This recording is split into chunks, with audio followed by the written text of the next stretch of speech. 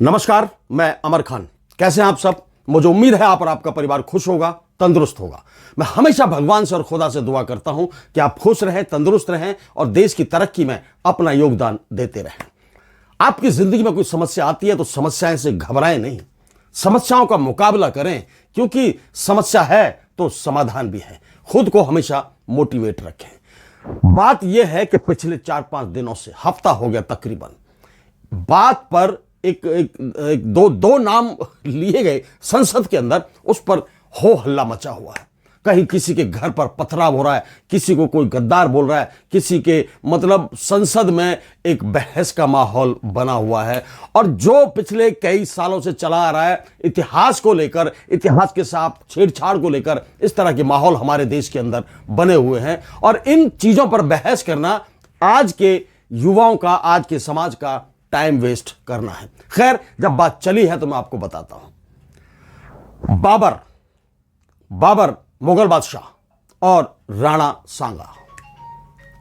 Samajwadi party के सांसद रामजीलाल सुमन ने संसद में यह कहा कि बाबर को इब्राहिम लोधी के साथ युद्ध करने के लिए, इब्राहिम लोधी को हराने के लिए राणा सांगा ने बाबर को काबुल से बुलाया था। अब इस बात में क्या सच्चाई है, क्या झूठ है, ये चीजें देखने वाली बात है। मैंने काफी सारा सर्च किया है, उसके बाद मुझे ना तो इसमें सच लग रहा है ना झूठ लग रहा है।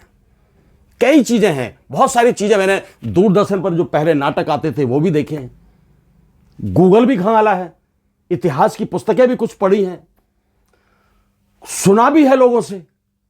कुल मिलाकर जो बात यह थी कि राणा सांगा, महासंग्राम सिंह, राणा संग्राम सिंह जिनका नाम था, मैं आपको बताता हूं। देखिए, राणा सांगा 12 अप्रैल 1482 को पैदा हुए चित्तौड़, राजस्थान के अंदर, और 30 जनवरी 1528 को उनकी मृत्यु हो गई।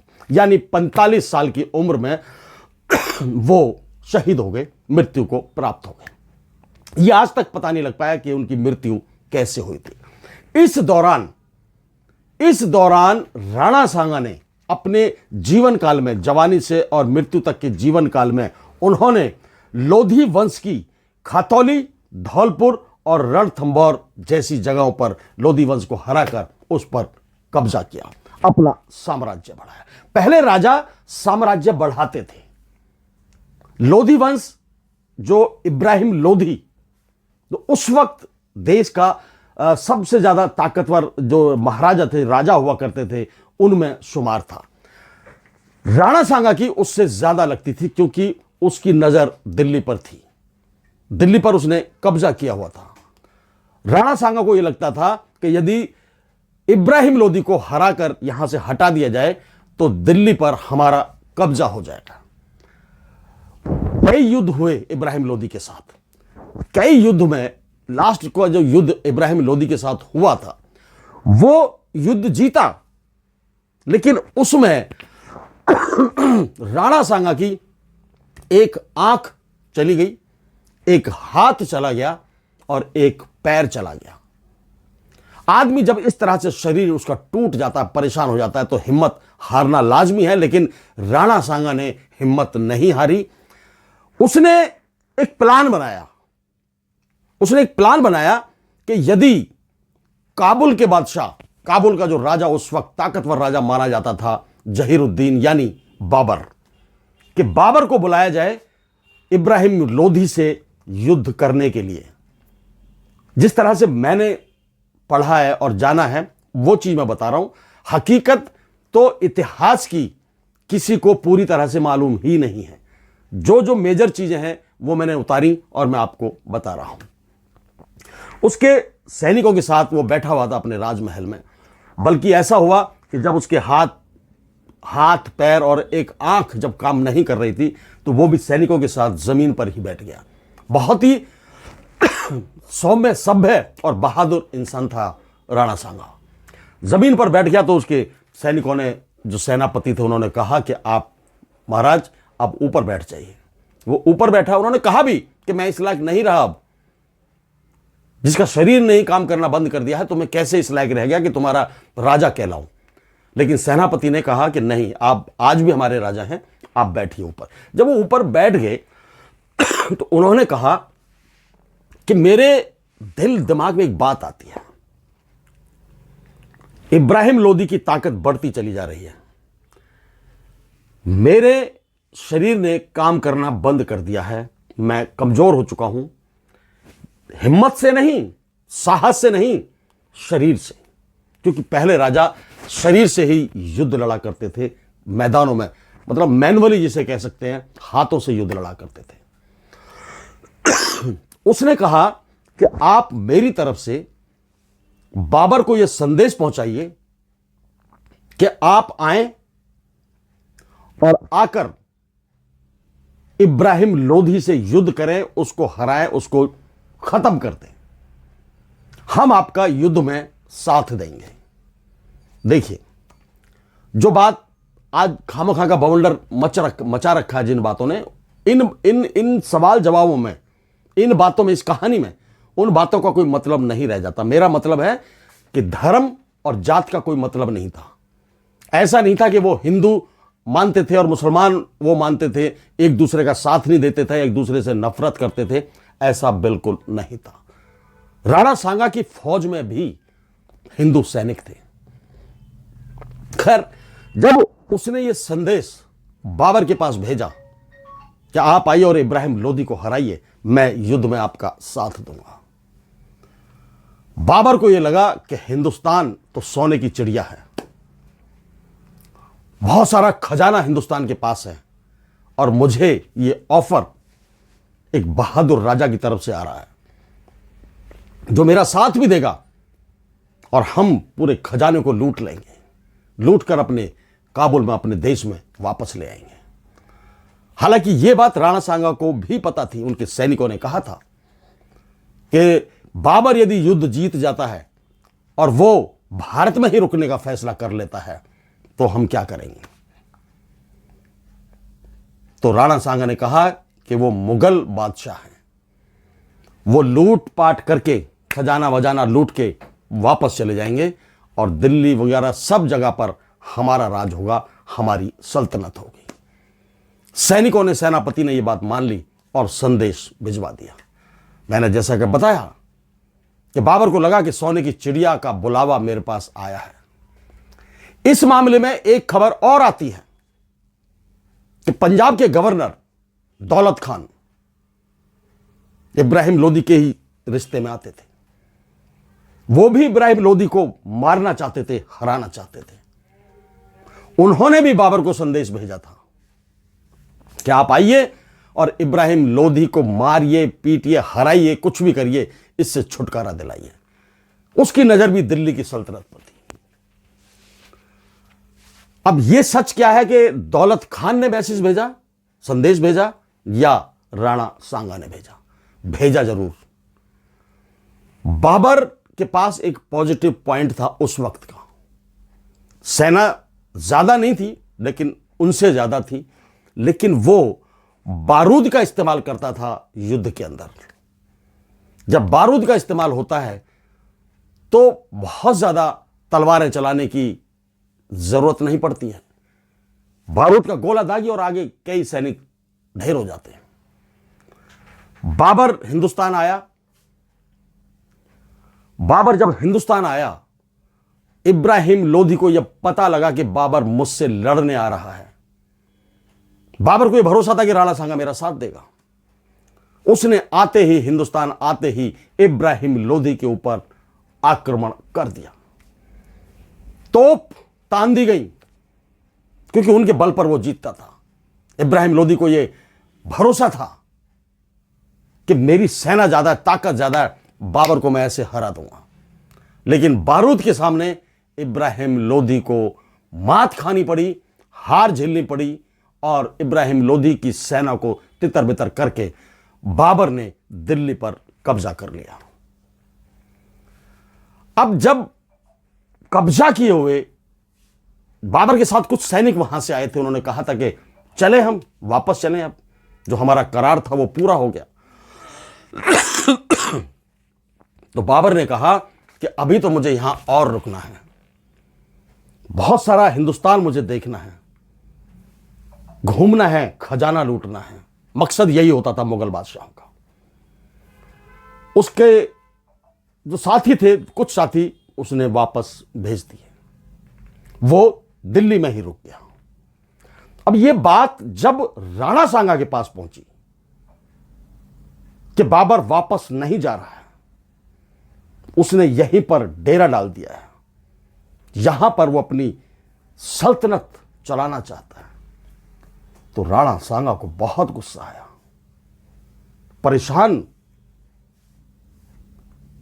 शारीरिक रूप से तो वो टूट ही चुके थे। उन्होंने हिम्मत नहीं हारी, बहादुर सिपाही थे देश के।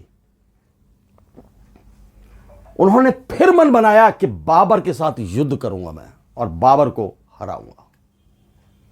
सेना इकट्ठी की, लोग इकट्ठे किए, अपने पूरे सैनिकों के साथ, दल बल के साथ बाबर पर आक्रमण कर दिया।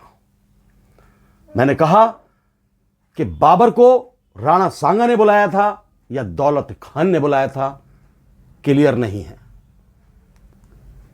सतीश चंद्र की एक किताब है, ऐतिहासिक बुक है, उसमें भी ये चीजें क्लियर नहीं है। खैर, जब राणा सांगा ने बाबर पर आक्रमण कर दिया तो बाबर के पास तोपें थी, बारूद का इस्तेमाल करता था वो। उसने तोपें लगा दी। राणा सांगा को उसके सिपाहियों ने कहा था कि आप शारीरिक रूप से विकसित हो चुके हैं, अपंग हो चुके हैं, आप कैसे युद्ध करेंगे। लेकिन बहादुर सिपाही था, उसने कहा कि मैं मर जाना पसंद करूंगा लेकिन हारना नहीं। वो युद्ध में कूद गए, हमला कर दिया बाबर के ऊपर, और बाबर ने अपना वही जो तरीका था, बारूद वाला तरीका, वो अपनाया। उसके आगे राणा सांगा के बहुत सारे सैनिक मारे गए, हार का सामना करना पड़ा। जब लास्ट मोमेंट पर राणा सांगा जमीन पर पड़े हुए थे, 80 घाव उनके शरीर में थे, हाथ पहले से ही टूटा हुआ था, आंख पहले से ही खत्म थी, एक टांग पहले से ही बेकार हो चुकी थी। तो उनके सेनापति ने कहा कि महाराज चलिए, चलते हैं, यहां से निकल लेते हैं। तो राणा सांगा ने कहा नहीं, यदि मैं निकल गया तो मेरे सैनिकों का हौसला टूट जाएगा, मैं नहीं जाऊंगा। उसने जब नाम लिया कि वो कहां हैं, उन्होंने कहा कि वो शहीद हो गए, मृत्यु को प्राप्त हो गए, हम युद्ध हार चुके हैं महाराज। उसके बावजूद राणा सांगा ने हिम्मत नहीं हारी, कहते रहे, लास्ट मरते दम तक राणा सांगा ये कहते रहे कि मैं अभी जिंदा हूं, मैं युद्ध हारा नहीं हूं, मैं जीतूंगा।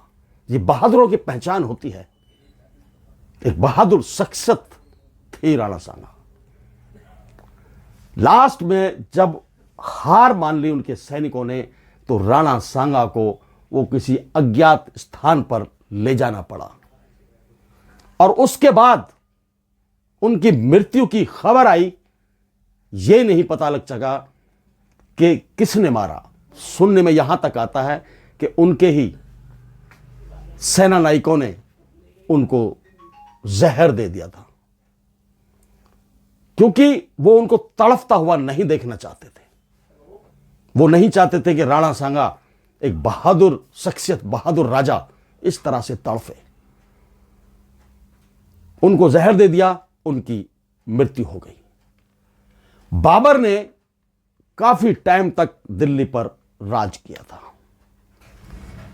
उधर दौलत खान ये सुनकर हैरान था कि राणा सांगा भी मारा गया, इब्राहिम लोधी भी हार गया, क्योंकि वो उसकी रिश्तेदारी में आते थे। अब ज्यादा डीपली जाने की जरूरत नहीं है, सिर्फ राणा सांगा पर आज बात हो रही थी, तो बात इतनी सी ही है कि राणा सांगा एक बहादुर सिपाही थे, अपनी सल्तनत चलाते थे। एक बात और क्लियर कर देता हूं मैं, राणा सांगा की फौज में भी मुस्लिम सैनिक थे और बाबर की फौज में भी हिंदू सैनिक थे। इब्राहिम लोधी की फौज में भी हिंदू सैनिक थे। उधर दौलत खान दिलावर खान उनके साथ जो सैनिक थे उसमें भी मिक्स होता था, सम्मिलित होता था। इसमें उस वक्त ना तो ये राजा धर्म को बचाते थे, राणा सांगा ने कभी भी ये आवाज नहीं उठाई कि मुझे अपना धर्म बचाना है, नहीं, इसमें इस बात का कहीं उल्लेख मिलता ही नहीं है। ये धर्म की लड़ाइयां नहीं थी पहले, ये सल्तनत की लड़ाइयां थी। सल्तनत कौन जीतेगा, किसका ज्यादा साम्राज्य होगा, इस तरह की लड़ाइयां लड़ी जाती थी। हम आज इन पर बिना मतलब की बहस करते हैं कि उसने मुगल को यह कर दिया, उसने हिंदू को यह कर दिया, उसने वहां ऐसा, कोई मतलब नहीं था इन चीजों का। ना जात की लड़ाई थी, ना पात की लड़ाई थी, ना ही हिंदू और मुसलमान की लड़ाई थी। सिर्फ सल्तनत की लड़ाइयां होती थी। राजा लड़ते थे और वो कहते थे कि इस सल्तनत को हमें जीतना है, उस सल्तनत को हमें जीतना है, हमें अपना साम्राज्य बढ़ाना है। धर्म की रक्षा उस वक्त कोई नहीं करता था। सुन लीजिए, ना हिंदू ना मुसलमान, सबको मिलाकर युद्ध लड़ते थे। मकसद होता था सिर्फ जीतना और अपने साम्राज्य को बढ़ाना। राणा सांगा की एक और छोटी सी जानकारी मैं आपको देता हूं। जन्म मैंने बता ही दिया आपको, कब हुआ था। 12 अप्रैल 1482 को चित्तौड़ राजस्थान में इनका जन्म हुआ। पिताश्री का नाम राणा रायमल। जी हां, 3 पुत्र थे और राणा सांगा सबसे छोटे सपुत्र थे उनके। माताजी रानी रतन झाली। उसके बाद इनकी पत्नी, राणा सांगा की 3 पत्नियां थीं, जिसमें से एक पत्नी मैं उनका बताता हूं, रानी कर्णावती। रानी कर्णावती ने अपने इतिहास में पहचान बनाई। उसने सिंहासन भी संभाला और युद्ध भी किए। 3 पत्नियों में से सबसे ज्यादा जो नाम लिया जाता है वो रानी कर्णावती का लिया जाता है। यह छोटा सा परिचय है। सवाल इस बात का कि आज जो मुद्दे उठ रहे हैं देश के अंदर, न्यूज चैनलों पर हिंदू मुसलमान पुराने इतिहास को लेकर, जिस इतिहास में किसी चीज में उल्लेख ही नहीं मिलेगा आपको, वहां ये लड़ाइयां ही नहीं मिलेंगी आपको। आज ये मुद्दे बने हुए हैं देश के अंदर और इन मुद्दों पर देश का टाइम वेस्ट किया जा रहा है, रोजगार को भुलाया जा रहा है, तरक्की को भुलाया जा रहा है और देश को आगे बढ़ाने की जो पॉलिसीज हैं उन पर कोई ध्यान नहीं दिया जा रहा है। मेरा सिर्फ इतना ही कहना है कि राणा सांगा गद्दार नहीं थे। रामजी लाल सुमन ने यह गलत कहा है, उनको माफी मांग लेनी चाहिए। राणा सांगा वीर सपूत थे। उन्होंने अपने राज्य को बढ़ावा देने के लिए बाबर को संदेश भेजा था। जय हिंद, जय भारत, नमस्कार।